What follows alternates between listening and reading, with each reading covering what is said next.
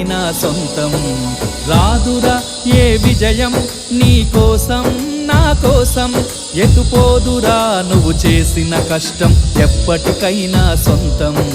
కాలంతో పయనించేవాడికి కానిది ఏముంది, సాధనతోనే సాధ్యమవ్వునని సదాశయంతో సాగర ముందుకు. రాదురా ఏ విజయం నీ కోసం నా కోసం, ఎటుపోదురా నువ్వు చేసిన కష్టం ఎప్పటికైనా సొంతం.